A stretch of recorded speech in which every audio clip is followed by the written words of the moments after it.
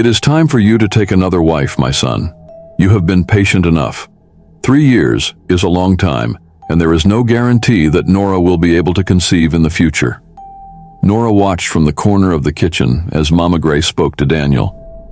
"I understand that you love her, but love is not enough. Every man needs an heir, and you are my only son." Daniel said nothing.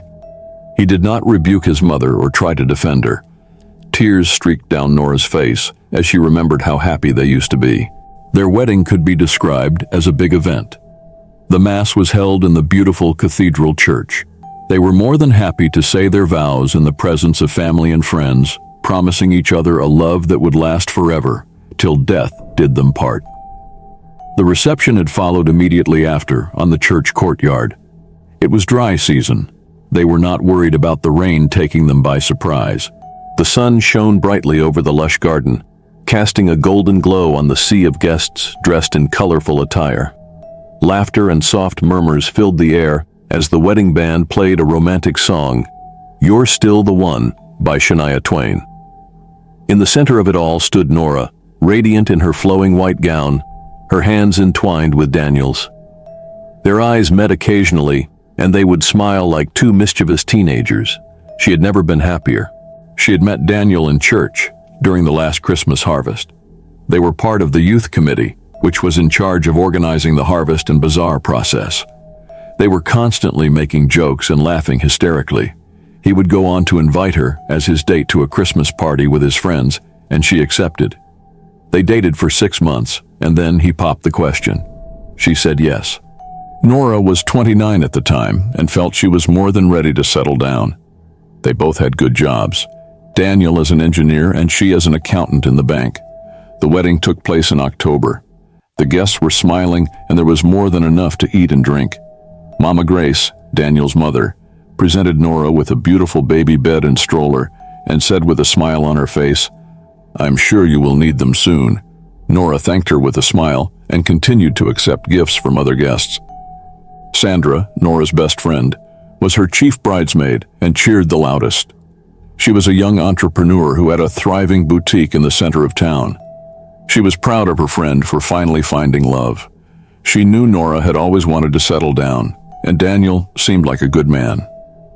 The night ended in a blur of dancing, laughter, and stolen kisses, with a promise of forever whispered between the newlyweds. The first year of marriage was like a dream. Their home was filled with soft laughter, constant gossips about work, and quiet conversations over dinner. The young couple could not get enough of each other. Their love was easy, a comfortable rhythm of understanding and companionship. They both had a healthy work schedule. They would leave home together at 7 a.m. Daniel would drop Nora off first before heading to his office 20 minutes away. They would return home together by 6 p.m., although Daniel would occasionally work late, returning by 8 p.m., and Nora would have to head home without him. They spent most of their weekends exploring new restaurants, cooking together, and dreaming of the future. They would argue about baby names, family vacation destinations, and what color to paint the children's room. But with each passing month, each passing year, their excitement turned to worry. Nora was yet to conceive. They had gone for multiple tests in at least 3 different hospitals, but the results all said the same thing. There was nothing wrong with either of them. Then why could she not conceive? Whenever Mama Grace called, her questions always led to the same place. "Any good news yet?" Nora would chuckle nervously, and Daniel would brush it off with a joke. Daniel told Nora not to worry. He assured her that there was no need to be in a hurry. "God's time is the best," he would occasionally say. But how could he understand?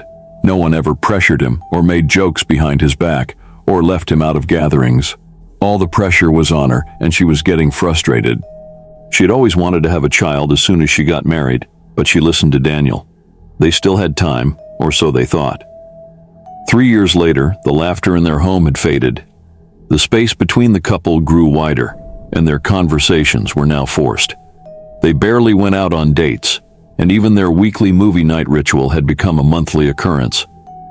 The intimacy between them had reduced.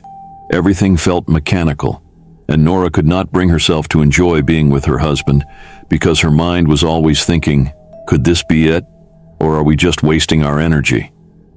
Nora had become more prayerful. The church was her safe space. She was hoping to God for her miracle. She wanted to hold a baby in her arms. She would occasionally share her problems with Pastor James, and he was constantly encouraging her to be patient. "Do not lose faith, Nora. God is not a man that he would fail," he would often say. Most times he would pray for her, and she would go home feeling reassured. One Friday morning, Nora lay in bed awake, listening to the rhythmic ticking of the clock. The silence in the room was heavy, stretching between her and Daniel like an invisible wall. 3 years of waiting, hoping, praying, and still nothing. It felt like a decade to her. Beside her, Daniel stirred but did not turn to face her. His breathing was steady, but he seemed to still be fast asleep. She finally got up, wrapping herself in a silk robe. Downstairs, she prepared toasted bread, fried eggs, and made tea. Daniel scrolled through his phone as he ate, avoiding her eyes. Nora stirred her tea absent-mindedly. "Are you working late today?" she finally asked, her voice softer than she intended. Daniel glanced up, confused for a second. "Oh yeah, I have a lot of things on my table and I don't want to go into the office tomorrow, being the weekend." His response was almost formal, and he did not ask about her day in return. There was no warmth, no trace of the man who once memorized every detail of her schedule just to surprise her with small gestures. At work, Nora wore her best smile. She had gotten promoted twice and now earned 4 times her starting salary, yet none of it filled the emptiness in her heart. The world saw a confident woman, yet she carried a private grief no one acknowledged. That weekend, she went to pay Sandra a visit at her boutique. It had been a while since they spent some time together, and it felt good to catch up. She expressed her sadness to her friend, and Sandra consoled her, telling her she needed to be patient. Nora had also started to notice some changes with her group of friends, the married ones especially. Their conversations had become careful, measured, as if they tiptoed around a sick person. Some no longer knew what to say to her. Others simply avoided the subject. Nora wondered what they used to talk about before they all got married. The invitations to baby showers and children's birthdays stopped coming. She brought it up with Sandra. "Is it just me, or have the girls stopped sending out invites to their children's birthdays? I only come across their posts on Facebook and Instagram." Sandra looked at her sideways and said, "You've obviously heard them gossiping about you a couple of times. Why would you want to go to their parties? Faith sent an invite to me last month, but I've long separated myself from their circle." Nora was quiet. She knew why they were avoiding her. That evening, Nora went to church as usual. The heavy doors groaned as she pushed them open. The sanctuary was dimly lit, empty except for the flickering candles near the altar. She sank into the nearest pew, her body trembling. "God," she whispered, her voice breaking, "I have prayed, I have waited, I have begged, and still, you remain silent." Tears spilled freely now. Nora clenched her fists, pressing them against her lap. "What am I supposed to do?" she pleaded. "Am I nothing without a child? Am I not enough?" A soft creak made her turn. Pastor James stood a few feet away, his eyes filled with quiet understanding. He walked over and sat beside her, his presence warm and steady. "You are not nothing, Nora," he said gently, "and you are not alone." Her throat tightened. "Then why does it feel like I am?" Pastor James sighed, folding his hands together. "Sometimes God does not answer our prayers right away, but we should not lose faith in Him. It is okay to question Him, to have doubts and fears, but you must trust God. If you do not trust Him, then you are calling Him a liar, and we both know God does not lie. You have to be patient." Nora let out a bitter laugh. "What if I don't want to wait anymore?" He didn't answer right away. Instead, he placed a comforting hand over hers. "What choice do you have?" he said softly. Things were not different in other places either. She was beginning to avoid certain gatherings and casual conversations. Nora would catch the hushed voices of older women, and some had the boldness to approach and ask her why she was yet to conceive. The whispers followed her everywhere. "She's been married for 3 years now, still no baby. Maybe she's too focused on work. Maybe something is wrong with her. Who knows what kind of life she lived as a single lady?" Even strangers felt entitled to an opinion: the cashier at the supermarket, the delivery guy, and the dry cleaner. Even the security guard at her office once asked, "When we go, come rub powder, Ma?" That weekend, they went to visit Mama Grace. She was hosting a small family dinner. At the dinner table, after they had cleared their plates, Mama Grace, always vocal, never let an opportunity pass. "Daniel, what exactly is your plan? Do you intend to wait forever?" she asked, her sharp eyes cutting through the tension. "A man needs a child to carry his name."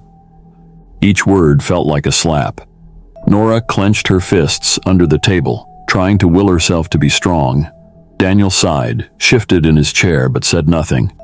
Never once did he tell his mother to stop. Never did he come to Nora's defense against the external pressures, especially from his family. Later that night, as they lay side by side in bed, she whispered, "Why don't you ever defend me?" A long silence. Then Daniel sighed. "What do you want me to say, Nora? They're not wrong." She turned away, biting her lip to hold back tears. The walls of her own home felt like a prison. Nora felt suffocated by everyone's expectations, by Daniel's silence, by the empty space in her arms where a baby was supposed to be. She was running out of air. One night, at the dinner table, once a place of laughter, but now just another battlefield. Nora pushed her plate aside, appetite long gone. Daniel sat across from her, arms crossed, face tight with frustration. "So that's it." Her voice was sharp, filled with the weight of countless disappointments. "You think this is just fate, that I should just stop trying?" Daniel sighed, rubbing his temples. "I'm saying maybe we need to accept things as they are, Nora. You're driving yourself crazy." "I'm fighting for us," she shot back. "For this marriage, for a family. And all you can do is tell me to accept it." Daniel's jaw clenched. "Maybe fighting isn't the answer anymore. Maybe we should just trust God." The words felt like a slap. Nora rose to her feet, her chair scraping against the floor. "Trust God?" Her voice wavered. "You mean do nothing?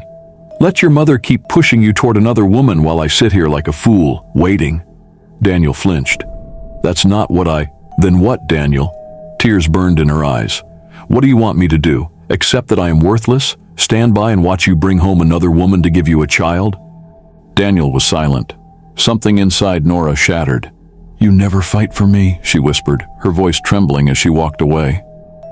The next week, Nora overheard Mama Grace speaking to Daniel. She had come to visit them, under the guise of bringing over some foodstuffs she had gotten for them. Nora was heading to the kitchen when she heard Mama Grace's voice from the living room. "Daniel, you have tried. You are my only son, and I need a grandchild. You don't even need to worry yourself about anything. I know a girl, she is from a decent home. I'm sure her parents will accept our proposal to marry her." The floor beneath Nora felt unsteady. "Mama, please, No, Daniel," she interrupted firmly. "This woman is young and fertile. She will give you what Nora never could." Nora gripped the doorway, her breath coming in short gasps.